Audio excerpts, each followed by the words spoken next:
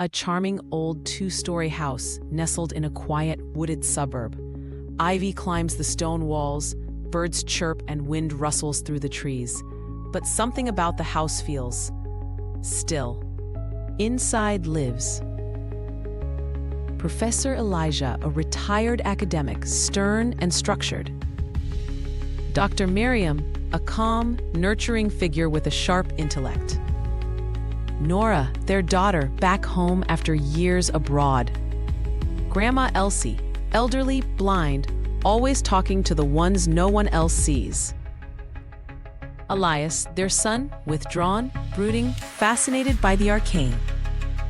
Elias's room, books on ancient mysticism, scribbles on astral planes, diagrams of human energy fields. On his walls, cryptic symbols etched in charcoal.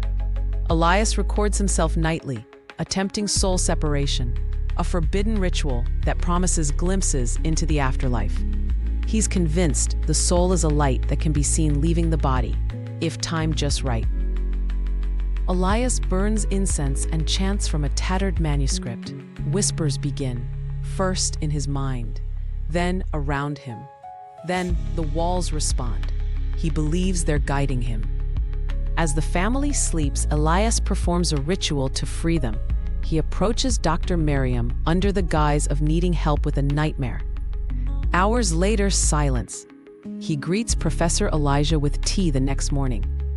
Minutes later, the house grows colder. Nora returns from the market. The house seems emptier.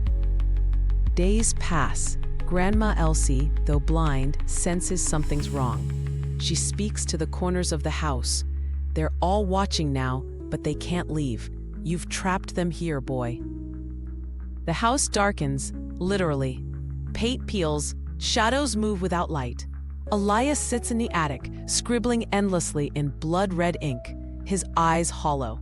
He tries again and again to see the soul escape, but it never does. The bodies are hidden, but the souls, they remain. Confused, angry, bound. Elias sets fire to the house, hoping to release the spirits and purge his guilt. But spirits bound by blood cannot be burned. A burnt shell of a house. The walls still whisper. Authorities find no living souls until Elias is seen walking calmly down a nearby road, muttering, "I saw it this time. The light. It blinked." But the recordings from his room, nothing but screams, not of pain, of begging. Elias is confined, diagnosed as psychotic, but nurses complain of lights flickering around him. Patients hear murmurs from their beds. He still draws the symbol on the walls. Soul with 3 slashes through it, his mark for soul escape.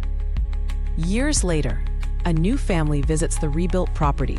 A child runs into the backyard, stops, stares at a charred spot on the ground. "There's a lady standing there," the child says. "She says we can't leave."